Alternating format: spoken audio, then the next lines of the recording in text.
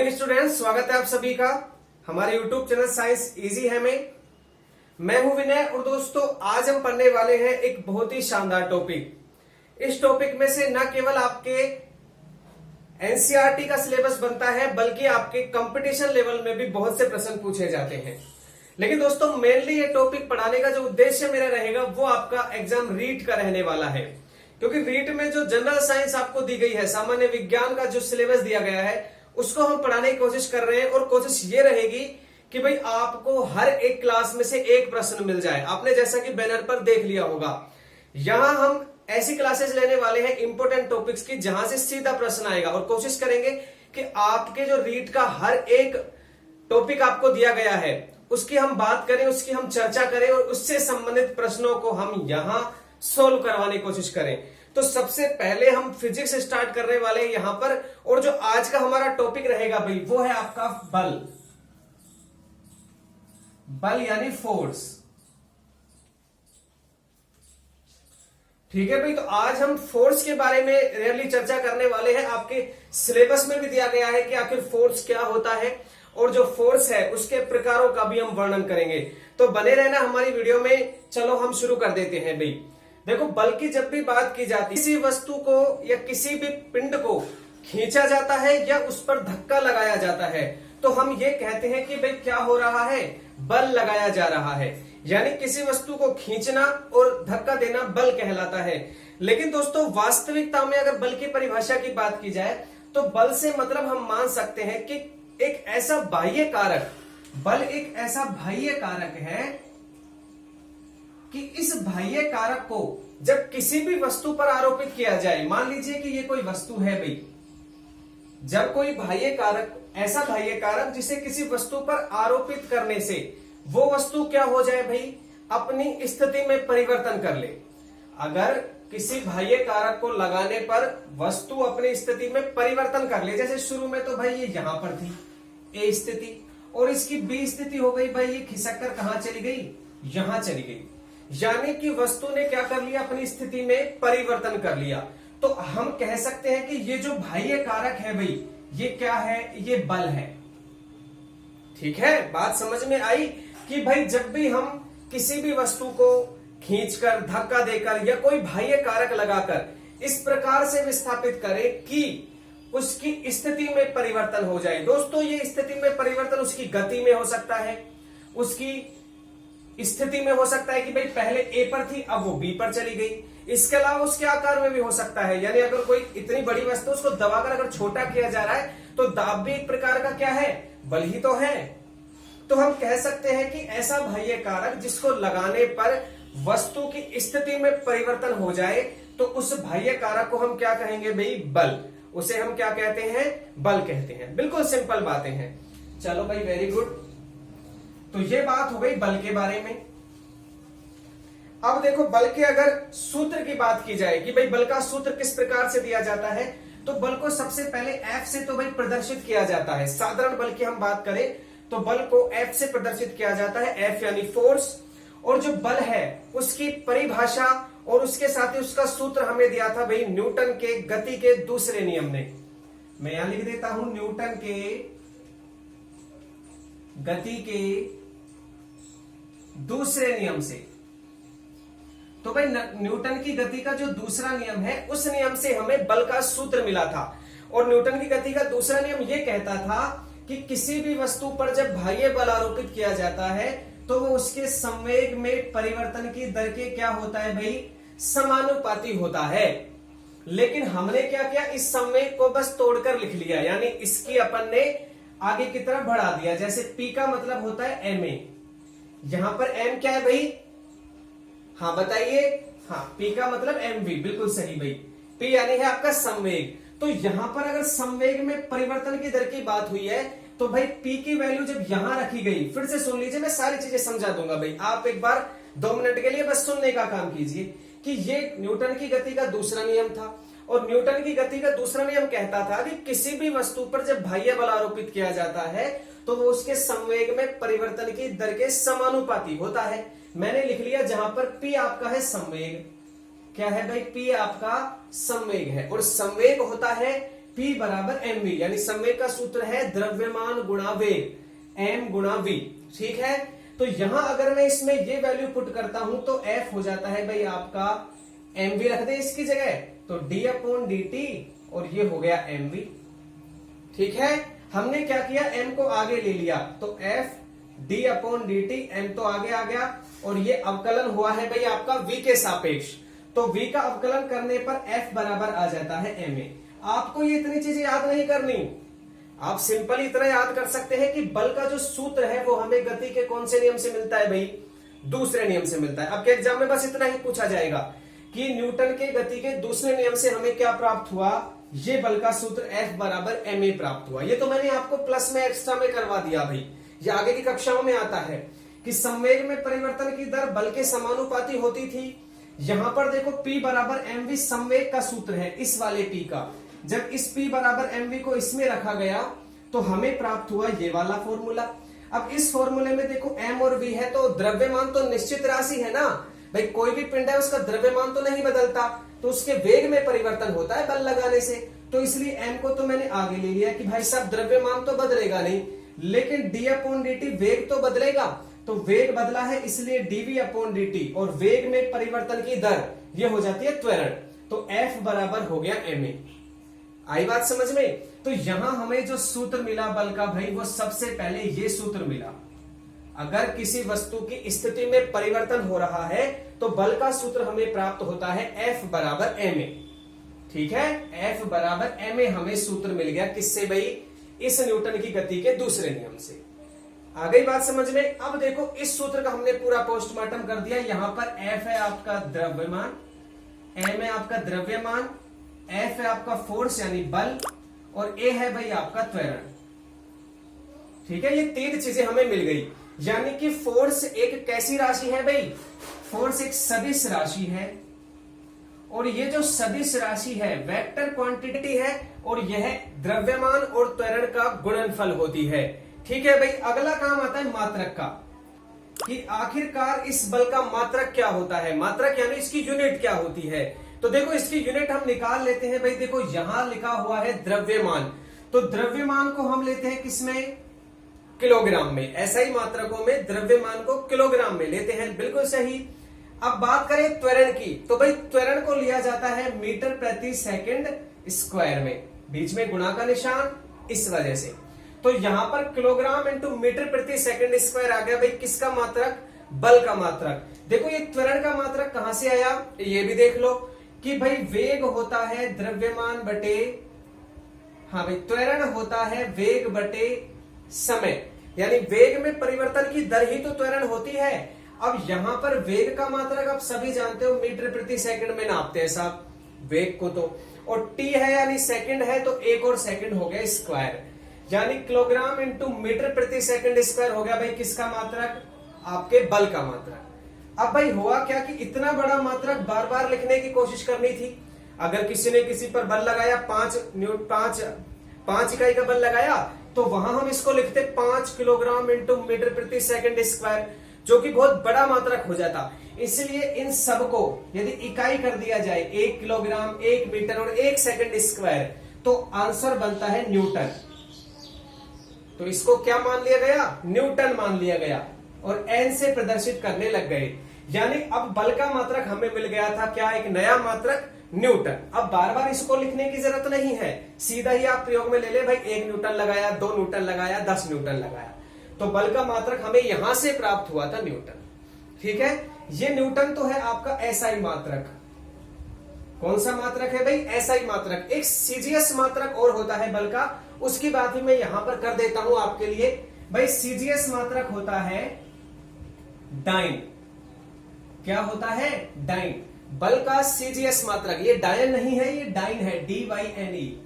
ठीक है, बल का एसआई मात्रक तो न्यूटन और बल का सीजीएस मात्रक डाइन। अगर इन दोनों में संबंध की बात करूं कि न्यूटन और डाइन में क्या संबंध है, तो भाई साहब 1 न्यूटन होता है 10 की पावर 5 डाइन के बराबर।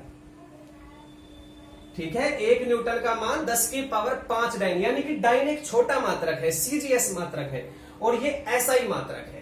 तो देखो इस वीडियो में अभी तक हम जान चुके हैं भाई क्या क्या, बड़े आराम से पढ़ेंगे, कोई जल्दी नहीं है भाई। सुनो कि बल क्या होता है, मैंने आपको परिभाषा बताई कि बल क्या होता है।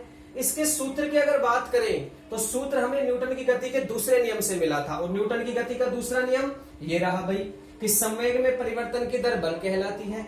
इसको मैंने सोल्व किया तो मुझे यहां पर प्राप्त हुआ F बराबर ma, जो कि बल का पहला सूत्र था, F बराबर ma। यहां पर मैंने बल को क्या बताया भाई, एक सदिश राशि है, आपको याद रखना पड़ेगा। और ma की अगर बात करें तो m तो है द्रव्यमान और a है त्वरण। मात्रक निकाल सकते हैं दोनों के मात्रक रख के, और भाई दो इसके मैंने अलग मात्रक भी आपको बता दी है। तो स्क्रीनशॉट लीजिए, फिर चलते हैं इसकी विमा के ऊपर कि बल की विमा क्या होती है।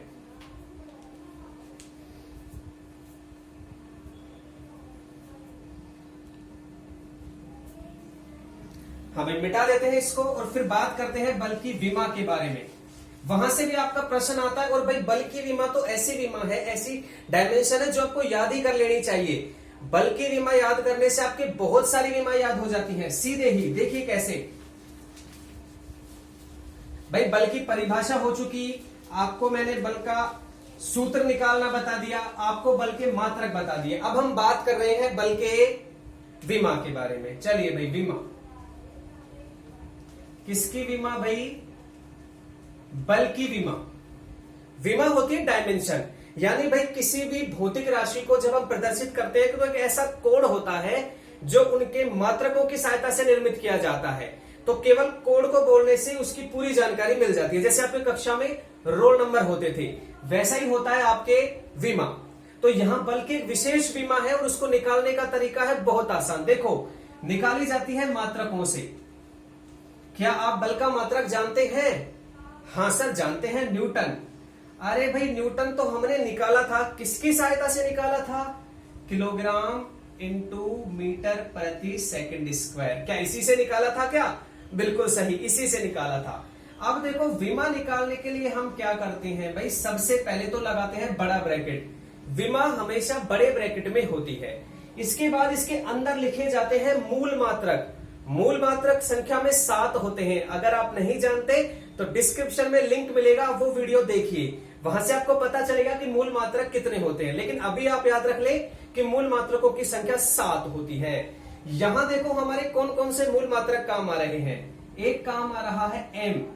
m होता है मास, द्रव्यमान, मीटर नहीं, मास, द्रव्यमान। l मतलब होता है लेंथ, लंबाई, और t होता है समय। क्या इसमें 3 ही राशियां हैं? बिल्कुल, तो हमने 3 ही यहां पर लिखे हैं मात्रक। ठीक है, चलो अब भाई क्या निकालना है कि हमें इनके ऊपर घाते लगानी है। जितने इसमें मात्रक में घाते हैं उतने घाते लगा दो। m यानी मास, मास किलोग्राम में है और किलोग्राम की घात 1, तो m की घात भी 1।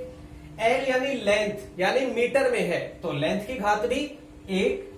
t समय में है और सेकंड में है, तो इसकी पावर 2। लेकिन समय तो नीचे है ना, बाकी दो चीजें तो ऊपर है, समय नीचे है, तो इसलिए समय किस में चला जाएगा? माइनस में चला जाएगा। बिल्कुल सही, बिल्कुल हो गया आपका काम। आपको मिल गई बल की विमा।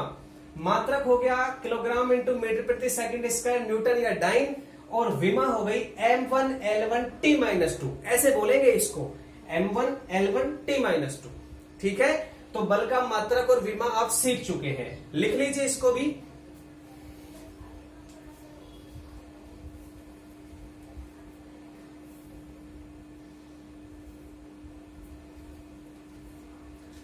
हाँ भाई, तो ये हो गया बल का मात्रक, विमा, परिभाषा, सूत्र।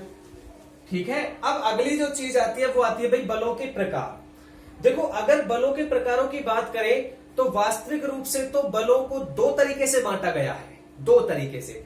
एक तो बांटा गया है भाई उनके संपर्क तल के आधार पर, यानी कि कुछ बल तो ऐसे होते हैं जो संपर्क होने पर ही लगते हैं, अगर संपर्क नहीं हो तो नहीं लगेंगे।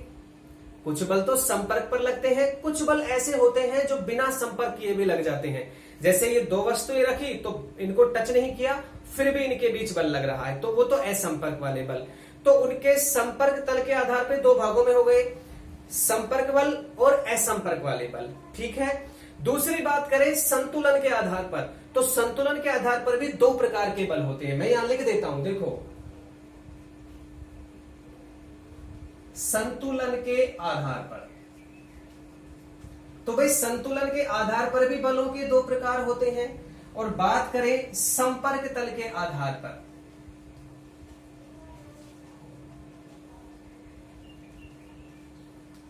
तो यहां भी बलों के आपके कितने प्रकार होते हैं भाई? दो ही प्रकार होते हैं, कुछ तो संतुलन के आधार पर और संपर्क तल के आधार पर। अगर संतुलन के आधार पर बात करें तो बल होते हैं, या तो बल होगा संतुलित बल। आज मैं आपको पूरा वर्णन तो नहीं कराऊंगा, लेकिन इनके बारे में सामान्य जानकारी जरूर दूंगा भाई, जुड़े रहना हमारी वीडियो में, ठीक है। बात करेंगे इसके बारे में। पहला तो है संतुलित बल, इसको बोलते हैं बैलेंस्ड फोर्स, ठीक है, मैंने सीधा बैलेंस्ड लिख दिया है। और दूसरा होता है भाई असंतुलित बल। क्या होता है? असंतुलित बल, इसको बोलते हैं अनबैलेंस्ड, ठीक है। एक हो गया संतुलित और दूसरा हो गया असंतुलित। आगे बात करें संपर्क तल के आधार पर, तो बलों के दो प्रकार होते हैं। एक तो संपर्कित बल। संपर्कित का मतलब कि ऐसे पिंड जब आपस में संपर्क में होते हैं ना, तभी इन पर बल लगता है, अन्यथा बल नहीं लगता। और ये होते हैं आपके असंपर्कित बल, यानी ऐसे बल जिनको आप पिंडों को संपर्क में नहीं लाएंगे फिर भी बल लगेगा, ठीक है। तो ये हो गए आपके संतुलित और असंतुलित संतुलन के आधार पर, और संपर्क तल के आधार पर हो गए संपर्कित और असंपर्कित बल, ठीक है। अगर इनकी बात करें भाई, ये तो दो भाग हो गए। इनकी बात करें तो संपर्कित बलों में आपके आते हैं जैसे घर्षण बल, जैसे पेशीय बल, ठीक है, यानी कि वे बल जिनको टच करना पड़ता है। अगर दो पिंड आपस में टच नहीं हो रहे हैं तो वहां पर संपर्कित बल नहीं होगा। और असंपर्कित बलों की बात करें तो यहां पर आएगा बिल्कुल सही स्थिर वैद्युत बल,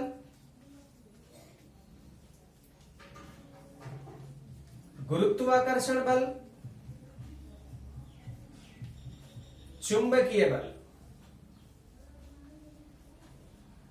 ये भाई मैं अकॉर्डिंग टू आपके कोर्स के पढ़ा रहा हूं, ठीक है, तो निश्चिंत होकर पढ़े, इससे बाहर आपका प्रश्न नहीं जाएगा।